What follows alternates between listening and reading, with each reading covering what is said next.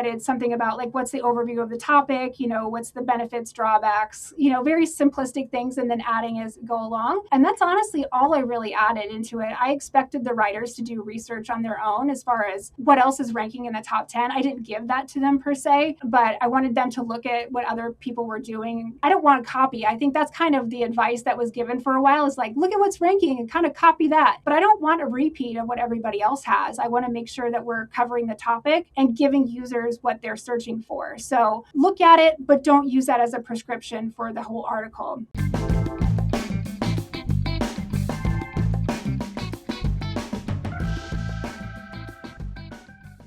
Hi, and welcome to the Optimize podcast. My name is Nate Matherson, and I am your host. On this weekly podcast, we sit down with some of the smartest minds in content marketing and SEO. Our goal is to give you perspective and insights on what's moving the needle in organic search. Today, I'm thrilled to sit down with Meagan Morris. Meagan is the Director of Content and SEO at Leafwell, a telehealth platform that allows patients to get doctor approval for medical marijuana. She has built an incredible content and organic search channel, and today Leafwell is generating nearly 2 million page views per month. In our episode today, Meagan and I will discuss a variety of topics, ranging from topical authority to content production, algorithm updates, buyer journeys, and the nuances of building in a regulated space.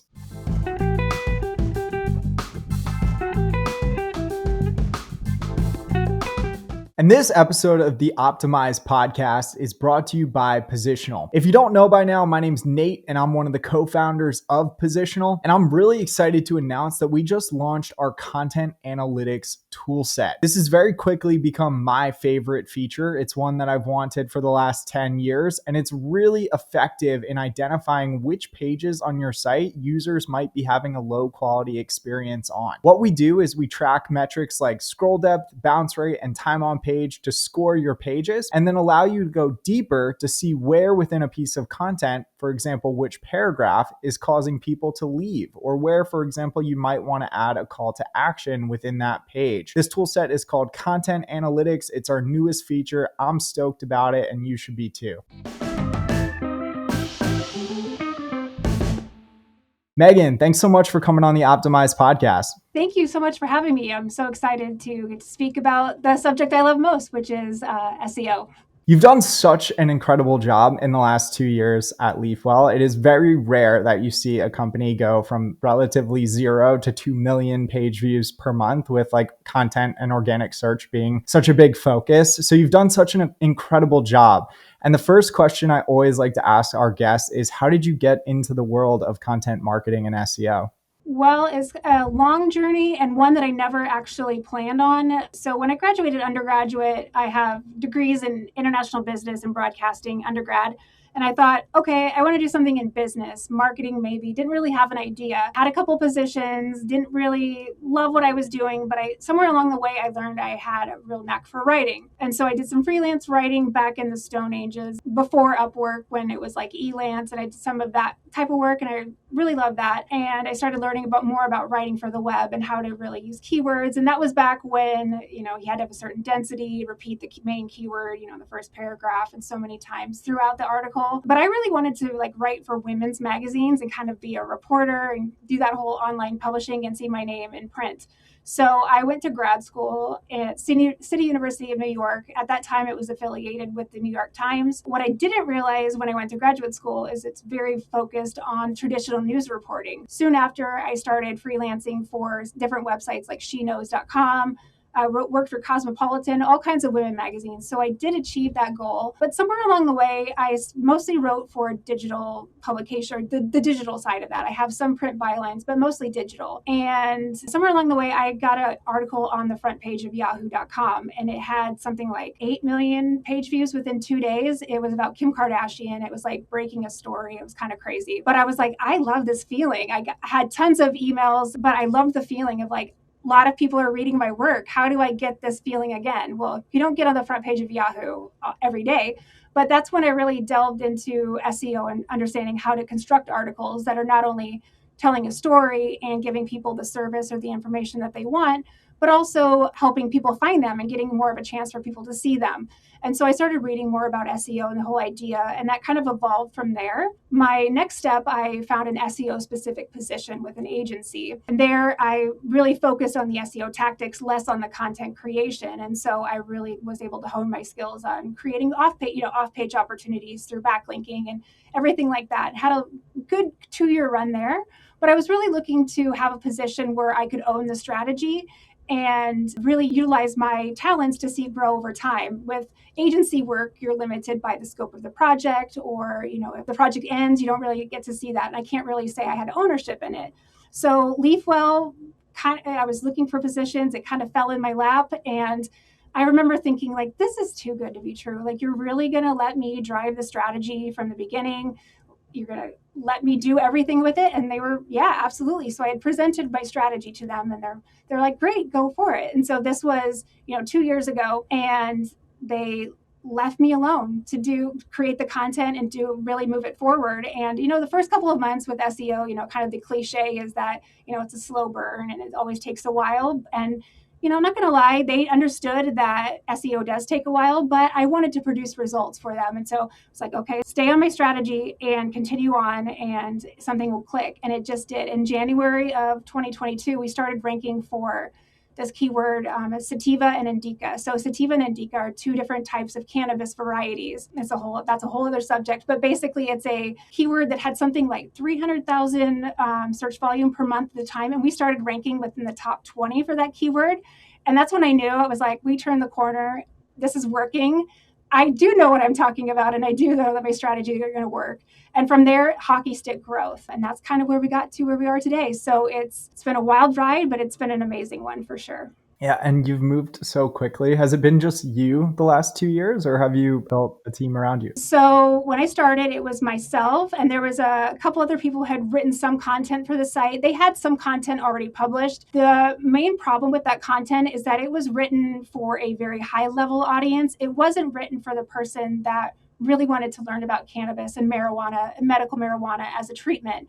So it was more, I would say, like college level, and it was written by somebody who is incredibly intelligent, understands. I call him the walking cannabis encyclopedia, because I can ask him any question and he'll be able to give me the answer like within a second. But I think it was just too high level for people, so they weren't sticking on it, and it just wasn't getting the views that it should. And so my first step was to take that content and make sure that dial it back and write it to a more general audience, or write it to people who are beginners. And then so I was able to do that, but then also use that to help build the content authority. So it was myself mainly, and a couple of freelance writers for the majority of time that I've been here. How much content did you or have you created in the last 2 years? It sounds like you've created quite a bit. Oh, wow. Yeah. I want to say that we have created within the last 2 years. At one point, we were publishing 60 articles per month. So I want to say we have somewhere between 400 to 600 articles that we've published. I know our full library is like 750 articles, so it could even be more than that at this point. But it's a lot of content in a short period of time. Sometimes I look back and I wonder how we managed to do that, but we did. And it's good research, thoroughly fact-check content. Yeah, and I felt in my career, like at my first company, we were creating about 70 pieces of content per month at its peak, and we hit like a whole lot of breaking points at that scale. And to me, it often felt like running air traffic control. Like you have, content coming in, content going to editors, content going out, content being updated. What are like some of those like processes you put in place early on to ensure that like you could get to this scale over time? It all came down to the identifying all of the keywords that I needed to make sure that were represented in the article, but also brief creation was critical for us. I didn't want to leave. My freelance writers were excellent, and they were very talented in writing about cannabis. But as far as the SEO side and understanding how to structure an article correctly, that was a little bit less of a strength of theirs. So I immediately changed how we did articles before they were able to just kind of interpret things the way they wanted to. I immediately put a stop to that, and I created every single brief from the day I started onward. And I wouldn't say they were formulas, but there were certain categories of articles that I had certain templates for and structures for that streamline a little bit of that process and made it easier to get the briefs done. Having the keywords in the briefs were essential and that helped the writers essentially do the research and do any interviews if they were needed, and allow them to fill in the blanks more or less. And so they weren't necessarily trying to recreate the wheel each time. And I think that really helped with our production speed and our ability to get content out the door quickly. Yeah, I often say to our customers and to people just starting in SEO that like people often make SEO more complicated than it needs to be. 85% of the work that you do is doing like two things right, like picking the right keywords and the right topics to go after and then creating awesome content. And if you do those things right, consistently, you'll get, 85 to 90% of the way there, I think. Of course, like in certain industries, like building backlinks, like you mentioned, might be more or less important. But my next question is on freelancers and like freelance talent. It sounds like you worked with freelancers pretty intensively at Leafwell. How did you find these writers? How did you source them to work with you? So a couple of them they predated me. And so they were already working with the team in a limited capacity beforehand. And they had cannabis industry experience. So they were instrumental in understanding the subject matter because I came in very fresh. I knew a little bit about CBD, but as far as cannabis as a subject, I was no expert. So I really needed to make sure I could rely on those writers. A lot of it was looking on LinkedIn and seeing who was writing for the publications. Some of the bigger publications in our industry are like weedmaps.com and leafly.com. And so it was almost knowing that a lot of them were also freelancers and, asking them if they were looking for more clients. But LinkedIn was kind of the holy grail for me of like looking at individual profiles and seeing, even if they weren't cannabis industry experience, did they have experience writing on health related topics? Could I look at their samples and say that they understood how to interpret content in a way that people can understand? So it was really one-to-one searching rather than putting a job ad out there and getting 300 people to reply for it and going through all of those. I kind of lucked out in a way, but I've always heard that I'm very direct and upfront. And I think that kind of helps where I tell people what I expect of them. And this is exactly what I need from you. And it sets up that relationship in the beginning. So there's no question about what I'm needing from them or what they're supposed to supply me. I love that you went and found like the group of freelancers and like you sourced your team. I think Upwork is like a great platform, but like you said, you'll get like 300 people who will apply. And oftentimes those people don't actually have direct experience or knowledge of like the space that you're in or the topics they're writing about.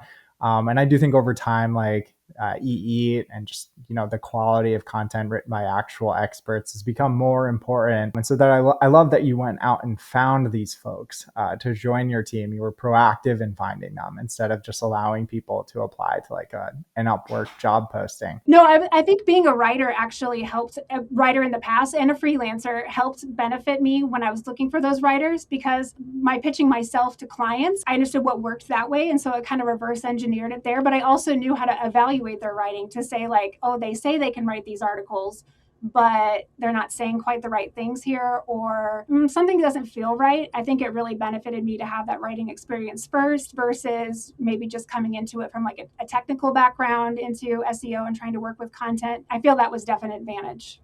I always like to ask for pre-edited samples and then post-edited samples so I can compare like the before and after of like a freelancer's work. As far as like the editing process goes, did you also bring on like an editor as part of this content creation process, or did you do all of that editing in-house in your role? In the beginning, it was all me. So I did all the editing and the final editing. We did, one of my team members, the one that I called the Walking Cannabis Encyclopedia, he was our fact checker. So he had to basically go through all the content, make sure all the facts and the information was solid, that we had, research or peer-reviewed research to back up any claims that we were making. So he was instrumental in that process. I eventually did bring on editors to help with that because as my duties kind of expanded as the company grew, there was just not the bandwidth for me to do it all. So yes, there were some editors that came from a more editorial background in traditional like lifestyle publications that helped with some of that work. But yeah, it was a lot of work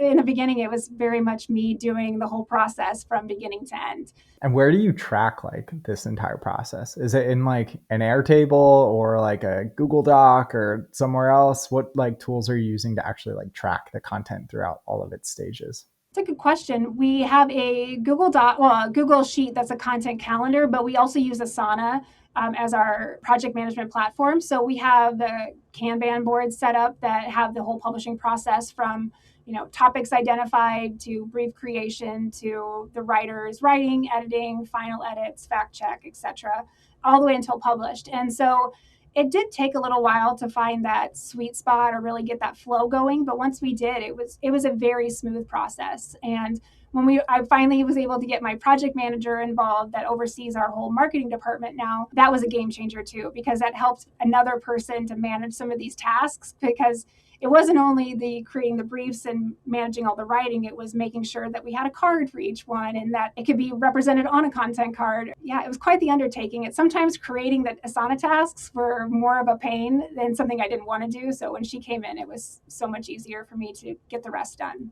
Yeah, you have to break it down into each stage of the creation process, especially at that scale, like 60 pieces a month. I mean, alone posting 60 pieces a month just to a CMS takes a lot of time. And as far as like briefs go, I just want to touch on briefs really quickly because I think they're so important. What goes into like your content briefs? Like what information do you include for that freelancer before they start onto that piece of content? I've seen a lot of examples recently of people on LinkedIn or influencers or just people posting on LinkedIn about the ideal content brief and things. And I look at those and I'm like, wow, those are a lot more complicated than I had mine. You said earlier, simplicity is, really important, and it's people overcomplicate things. And I'm very much of that mindset of like, make it as simple as you possibly can. And so with my briefs, it had all of the basic information on there as far as what the meta title was, meta description, what the slug would be, the headline or the H1. If I had a targeted word count in mind, I'm not a big believer in word counts, but it helps to give writers kind of something to aim for in general. And along with, any keywords that I would like to see represented as much as possible. I wasn't prescriptive of like, you have to have these in so many times, but these are the articles that competitors are ranking, or these are the keywords that competitors are ranking for. Try to work these in if they make sense, but of course, write for the user no matter what. And then I would also have reference links. So any peer-reviewed research that I could find that was related to the topic, I would include those. A few of them, I didn't want to be too prescriptive and try to lead them down a certain path before they had done their research. But then it was really outlining all the different H2s, H3s. So everything would declare that. So when I kind of talked about formulas, if it was something like an overview article, it would kind of go into, it really would depend, but it's something about like, what's the overview of the topic, what's the benefits, drawbacks, very simplistic things, and then adding as go along. And that's honestly all I really added into it. I expected the writers to do research on their own as far as what else is ranking in the top 10. I didn't give that to them per se, but I wanted them to look at what other people were doing. And I don't want to copy. I think that's kind of the advice that was given for a while, is like, look at what's ranking and kind of copy that.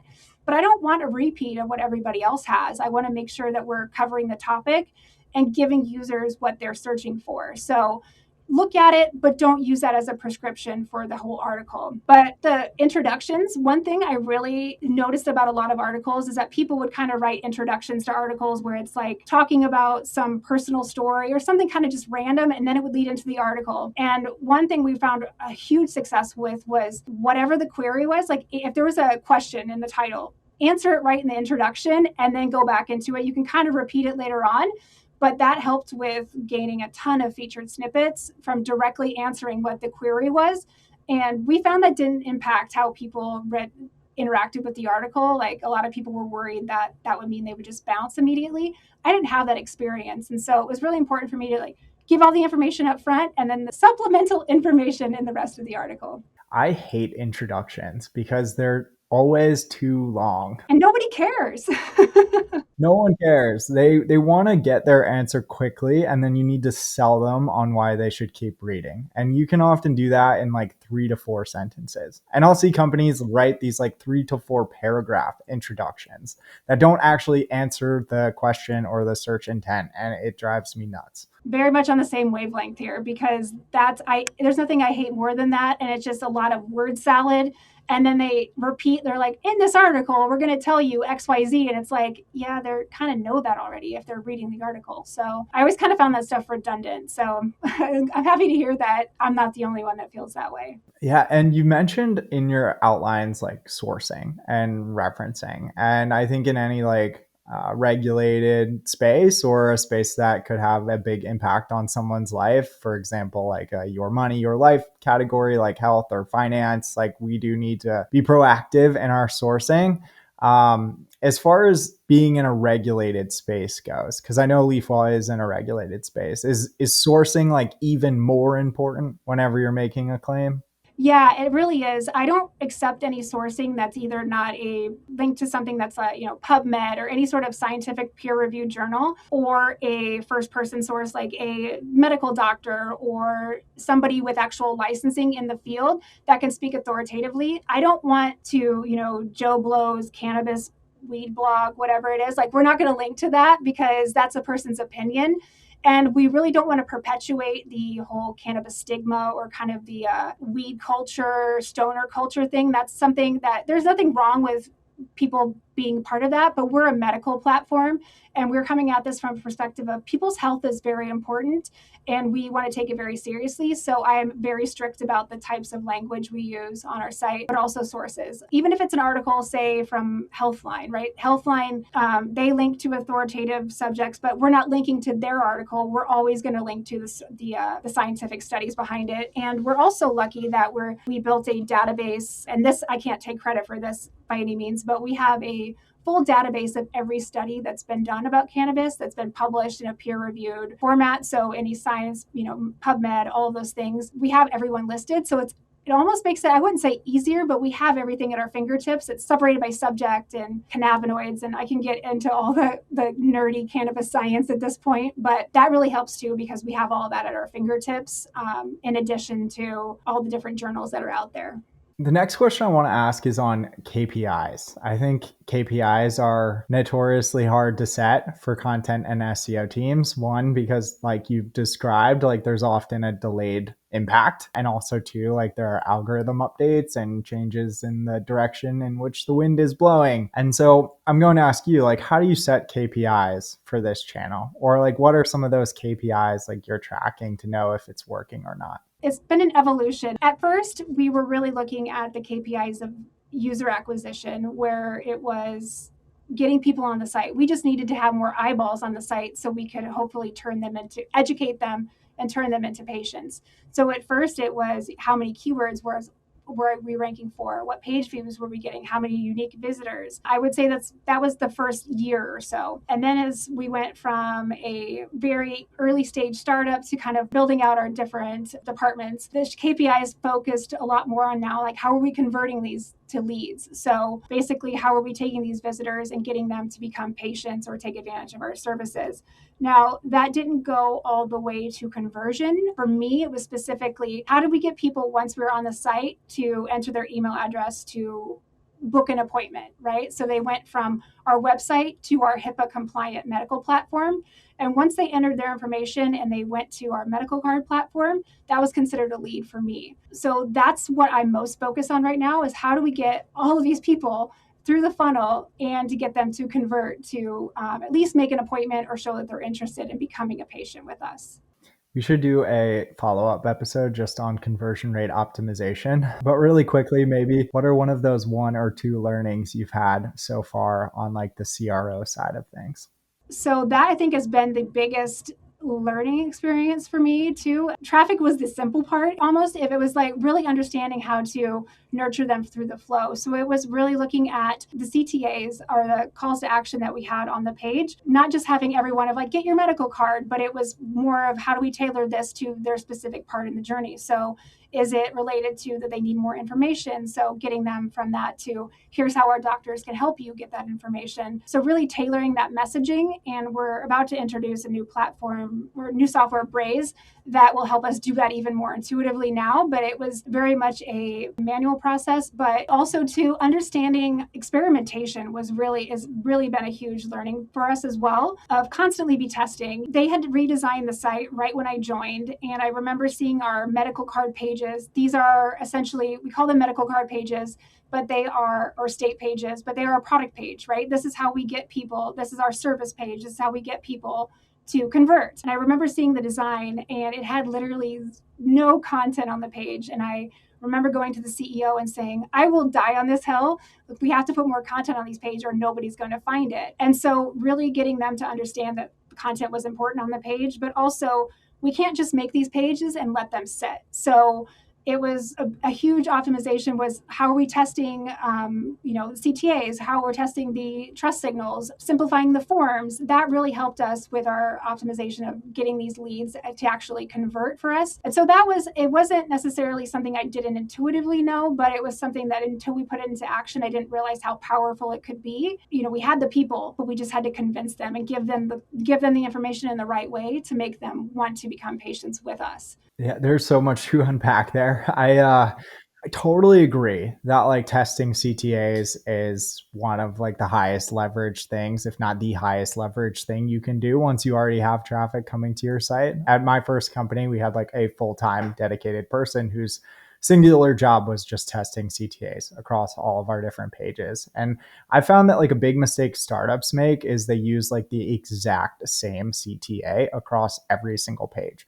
Whereas like, for a page high in the funnel, that might be best served by like a sign up for our email newsletter. Whereas someone who's very like deep into the funnel might want to buy your product or sign up today. And so I'll always tell startups, think about the stage in which that piece of content falls and then tailor the CTA to that stage. And the one other thing I totally agree with you on is going back to old content and like continuing to improve it and refresh it. Do you find like as like a content team, you spend a lot of time going back to the content that's already been published? Yes, and I wish we could even do even more because we are a small team and we've built this behemoth library.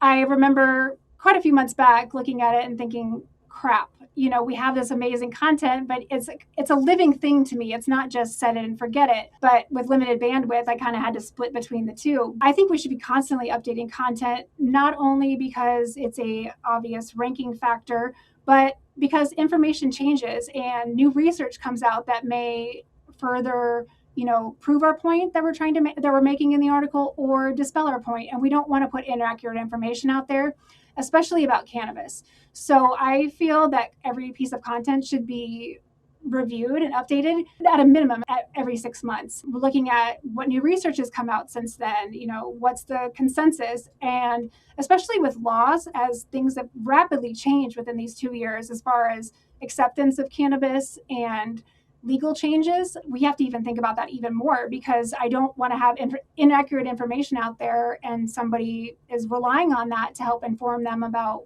if they can grow cannabis, for instance, or if they can use telehealth to get approved for a medical recommendation. So constantly have to be thinking about that and have that at the top of mind. And I think that goes across all industries. I can't think of one that you would just set content and forget it. It's going to eventually erode your rankings at the very least, but also your authority. Yeah, like we have a lot of customers in like the developer tools space, and like those technologies are changing constantly. And then for any company in like a, highly regulated or like a your money, your life category, like finance or health. And I started my career in finance and like we marketed financial products and the rates and the terms and the sign up bonuses and all of those things changed every month. So we needed to make sure like at scale across 2,000 plus pages, they were accurate. And we spent so much time ensuring that they were. And I think, like you said, it is a very positive ranking factor. And I'm not sure if I think Google has maybe come out and said like your published date doesn't matter. And like that might be true, but then it also must be like a very direct like ranking factor from like the SERPs. Like when someone Googles for something and they see like an updated date on your article that's from 2023 to versus an article from 2021, I think someone's going to be a lot more likely to click on your result from 2023 or even last month. And then that would have a really positive impact on like the click-through rate of that page and then the organic search performance of that page. Really quickly, so like in your view, published dates definitely matter. Like, and I think they do, but you see the same? Yeah, and I've seen it's quite funny because I'm not sure how to pronounce his last name, John. He's a search liaison with Google. I don't think he's purposely giving information, but I think he's giving information in a way that he understands it. But then you talk to other SEOs or in your own experience, it's like, oh, I don't know if that's actually reality. But I think freshness is a huge factor because, just as you said, if I'm seeing an article that was published 3 days ago about a topic versus 6 months ago or a year ago or 5 years ago, I'm going to click on the one that's most recent because I know it'll have the most recent information on it. So if it's not directly a ranking factor, it is just from a user. They're seeing the people clicking on that more. So it rewards people with the time on page and just the click-through rates on it. I think that's has some sort of influence, whether that's direct or indirect. Yeah, that's my experience listening to John is like he'll be asked a question on if something matters and it might not directly matter, but it might have a very, very important indirect impact on a ranking factor that does actually matter. So he'll answer the question directly, but then like he's not fully answering the question. And I think it often confuses a lot of people. And that's why we need to talk to other SEOs and like we're doing on this podcast. And my next question is on state-based pages, like, cause you had mentioned them, like how important have those pages been to like the Leafwell strategy? Like I saw, for example, there was a blog post on your site about Ohio medical marijuana. Are those pages like fairly effective? Yes, they are, and they're essential in our industry in telehealth because cannabis is still a Schedule One drug. It's a very controversial subject, but it's basically considered to be a highly addictive, no medicinal value, which we know is not true, but it's highly regulated at the federal level. That means, but states are allowed to make their own laws about it.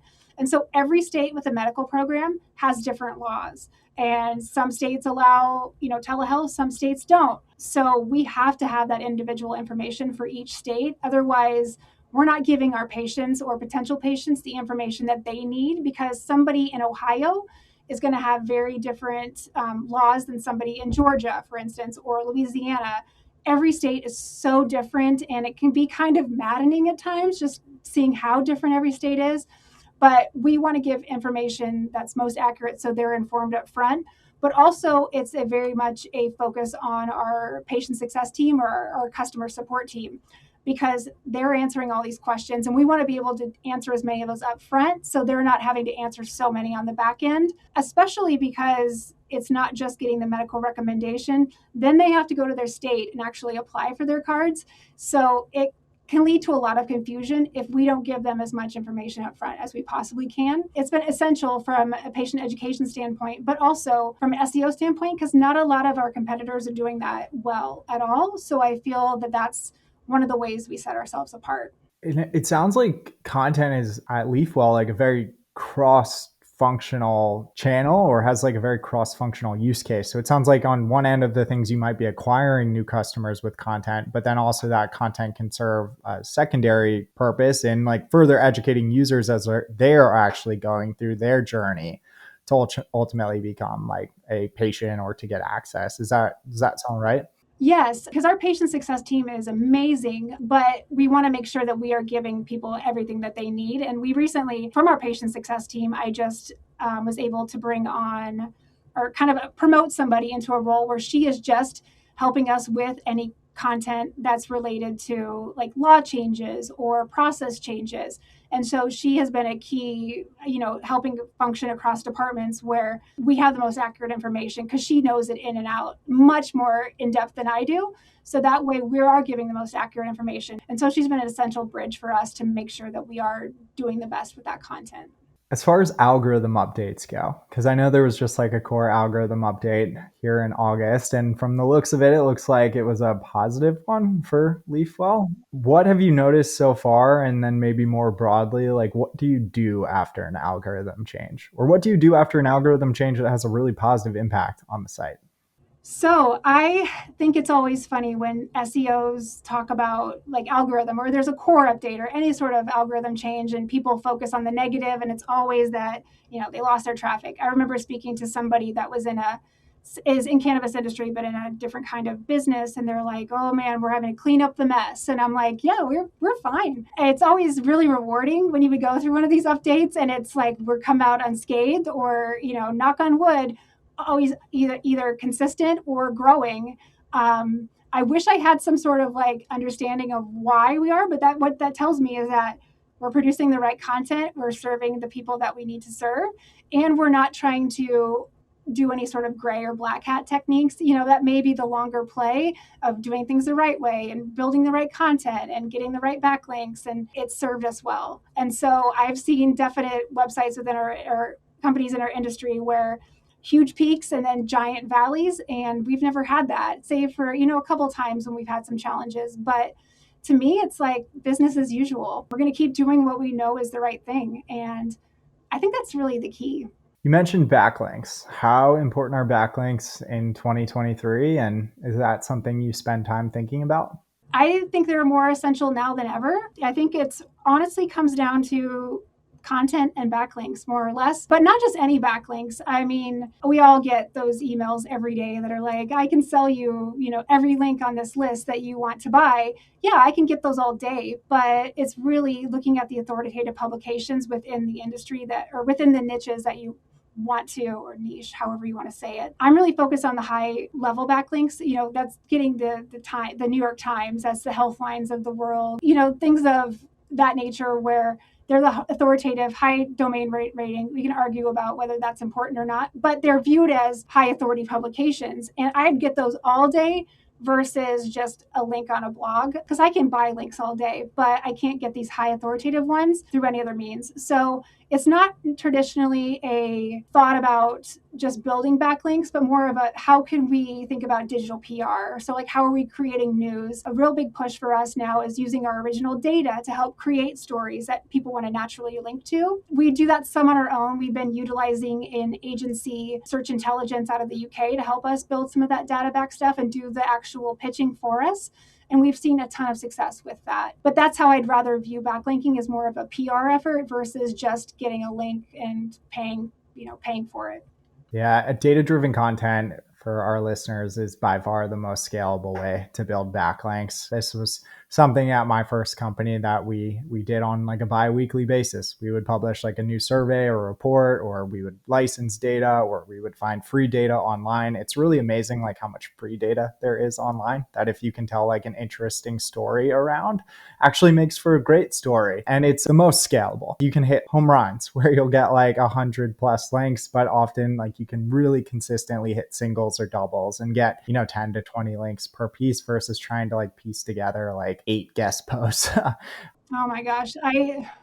Guest posts, oh my gosh, that's so much work involved for something that may or may not have any impact. So totally agree there. One campaign we did, we had like 60 links out of it. And there's some that's just a handful, but I take 5 over, 75, 100 low quality ones any day of the week. Yeah. And it's also great for building like brand, like you're in the news. So like, yeah, the primary incentive might be like building backlinks for some companies, but you're also putting the brand of the business in all of these like amazing outlets with that data and that story you're telling. And as far as like competition, because I know you're in a competitive space, like, would you say that SEO has gotten more competitive over the last few years? Yes, I think so, in a number of ways, because I think companies have gotten smarter about how they're doing it. And I think there's just more competition overall.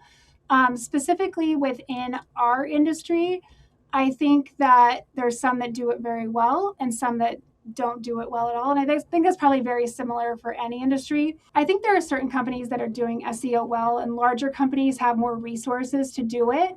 I think what happens a lot of times in smaller companies is people think they understand SEO, and they might not have the fundamentals lined up. So it can be kind of hit or miss.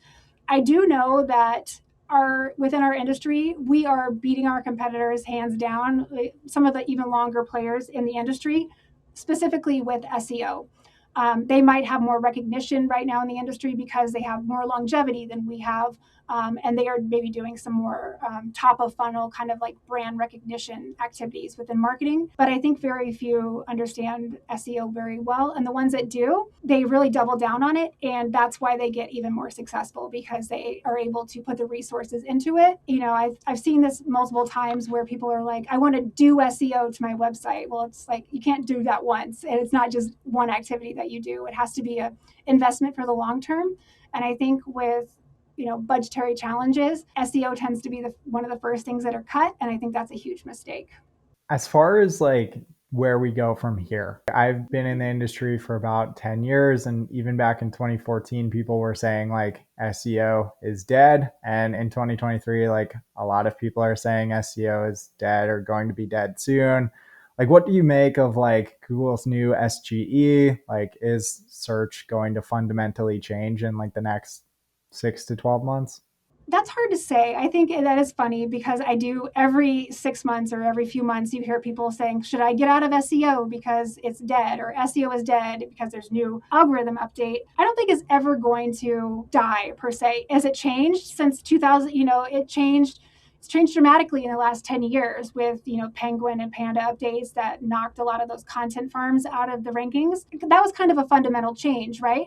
But I think ultimately it just evolves to help the user more and more. And that's what Google was originally created for. They're here to help the user. They're not here necessarily to help us. I guess you could argue they're not here to be something for companies to use SEO to get to the top of the search engines. They're trying to help users. And I think with like the AI, SGE, all of those different things that are being introduced, it will change fundamentally kind of some things that we do with SEO. But I think the basics will always be the same. I think it's just how people react to it. And I found that like SEOs tend to be like the good ones tend to be like the most adaptable people, always looking to learn and always looking to change with the times. And like I said at the start of this episode, I think SEO has gotten simpler than it was in 2014 because a lot of like the tactics or the levers that you could pull no longer work or no longer exist. And I do think that it's gotten simpler in the sense that like creating awesome content is probably the number one most important thing to do. And I think there's always going to be a place for fantastic content, even if that retrieval engine might change, but we'll see. This has been such an awesome episode. And if it's okay with you, I would love to ask you like 5 or 6 rapid fire questions. Does that sound good? Absolutely. And I come up with these as I go. So we've got a couple of interesting ones. The first one is on AI content. Is it something that like we should be using? Should we be using like content from ChatGPT as part of our strategy? Not out of the box. Now, I would be lying to you if I said that I'd never used AI content. I'm not going to say to what extent. We definitely don't use that as the norm on leafwell.com, but I love everything about AI and ChatGPT and the potential it has to help speed things up and streamline processes. You can never just say, write me an article on what is medical marijuana and then publish it right from there. But if you give it the right prompts and you give it the right, right tooling and using it with a human fact checking and a human editor that's helping to massage it a little bit, you could produce some pretty amazing content from ChatGPT. And so I know writers are going to hate me for saying that, but it's true. And I've seen the results myself, but it's all the inputs you give it. It's not necessarily it's going to just do it for you, because I think that if you could just say, ChatGPT, write me this article and I can publish it as is, that would be pretty scary. But you have to know what you're putting in to get the right stuff out of it. My fiance is a huge Kim Kardashian fan, and I'm very curious, what story did you break on Kim Kardashian on Yahoo? Their plan definitely didn't work, but the story that I broke was this random press release I got one day where they were trying to formulate a boycott. It was right after, this is going to kind of date me and show how old I am, but it was right after she had married her second husband, I believe, and they were divorcing after 72 days, and there was this huge outcry about it, and they wanted to organize this boycott. Nobody had written about it before me, and so it broke the story, and it got so many page views after that. It was insane, literally insane. A lot of SEOs have like a number one keyword. I know there are many keywords we care about, but is there like a number one keyword in your book? No, I don't think I've ever thought about that before. Anything that I can easily rank for, I suppose. Does that answer the question? Yeah, no, totally. Working with freelancers, is it best to pay them like a flat rate for a piece of content, an hourly rate, or even by the word? Like, what's the best approach to working with a freelancer? Hands down, flat rate, because it can set them up for, they know upfront how much they are going to be paid. And it helps from a client side because you know exactly what you're going to be paid. They're not writing, more than you had budgeted for. From a writer side, I always preferred flat rate because there was no questions about it. And hourly rate, no, I don't want to do that at all, because if somebody writes really fast, they can actually end up earning more per hour technically if with a flat rate than they could. Like if you're a fast writer, it's going to punish you for being a fast writer if you're writing by hour. So flat rate all day. Trust signals, what are they and how do you quickly deliver them to a person who's never been to your site but has just arrived? Trust signals, the biggest one are reviews, are on platforms that they know that they cannot be modified. So you're thinking Google My Business, Trustpilot, any reputable platform where people are reflecting their real experiences of the company, that's huge. I know I always look at reviews as a customer myself, and that's a big, and I want to see balanced reviews. I don't want to see all 5-star. I want to see, 4 stars, 3 stars, even 1 stars are important. So I never try to hide any of that because we want to show balanced. But also, are they being mentioned in the press? Trust signals are also, do you have social platforms that are active? Because those show that you're not just a fly-by-night website. So I think those all play into it to varying degrees. This has been such a fantastic episode. Thank you so much for coming on. At a minimum, you're going to get a backlink from us in the show notes today, and we will link to your LinkedIn as well. But is there anything else you'd like to say to our listeners? Just keep it simple. Honestly, it's all about creating good content and answer what the readers want to know with your content. And you are 95% of the way there and much further than most people are.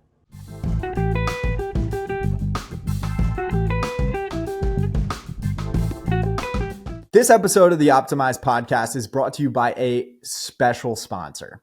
If you're anything like me, you've probably got a lot of content that's not very well optimized, and it can be a total pain in your butt to optimize it and ultimately get it to rank better in search. And that's what Positional does. Positional has an incredible tool set for everything from content optimization to technical SEO and planning your editorial calendar. And if you don't know by now, I'm one of the co-founders of Positional, and I'd love for you to check it out.